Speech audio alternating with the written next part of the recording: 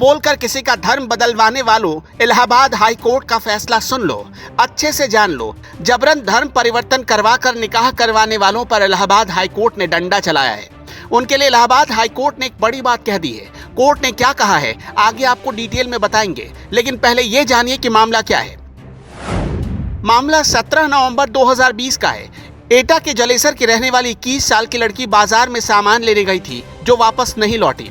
लड़की ने मजिस्ट्रेट के सामने बयान में कहा कि उसे पहले बेहोश किया गया। इस काम में उसके खुद के 6 नजदीकी रिश्तेदार शामिल थे और जब उसे होश आया तो वो कड़कड़डुमा कोर्ट में लोगों से घिरे हुए मिली थी। सादे और उर्दू में लिखे गए कागज पर उसके दस्तखत करवा लिए गए थे। उसका निकाह हो चुका था। जिससे निकाह हुआ था वो पहले से शादीशुदा था। उसने झूठ बोला और धर्म बदलवाया। बयान के वक्त वो डरी सहमी दिखी थी,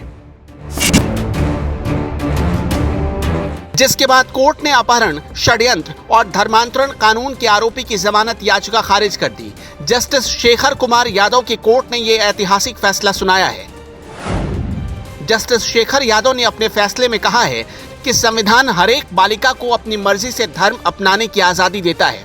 इस पर कोई वैज्ञानिक रोक नहीं है। संविधान सबको सम्मान से जीने का भी अधिकार देता है। सम्मान के लिए लोग घर छोड़ देते हैं, धर्म बदल लेते हैं। धर्म के ठेकेदारों को अपने में सुधार लाना चाहिए, क्योंकि बहुल नागरिकों के धर्म बदलने से देश कमजोर होता है। विघटनकारी शक्तियों को इसका लाभ मिलता है। कोर्ट के इस फैसले में बहुत गंभीर बातें छिपी थी। बहुल नागरिकों का मतलब क्या होता है ये सब लोग जानते हैं। मतलब कोर्ट ने भी माना कि हिंदुओं के धर्म परिवर्तन से देश कमजोर हो सकता है। इलाहाबाद हाई कोर्ट के जस्टिस शेखर यादव ने आगे इससे भी गंभीर बात कह दी।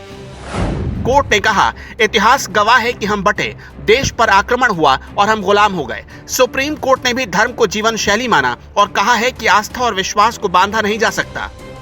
इसमें कट्टरता, भय और लालच का कोई स्थान नहीं है। जस्टिस शेखर यादव ने अपने फैसले में लिखा, शादी एक पवित्र संस्कार है। शादी के लिए जबरन धर्म परिवर्तन करने को कानून स्वीकार नहीं कर सकता। इसके साथ ही कोर्ट ने अपहरण, षड्यंत्र, झूठ बोलकर धर्मांतरण और निकाह करने वाले जावेद उर्फ जावेद अंसारी को जमानत पर रिहा करने से इनकार कर दिया।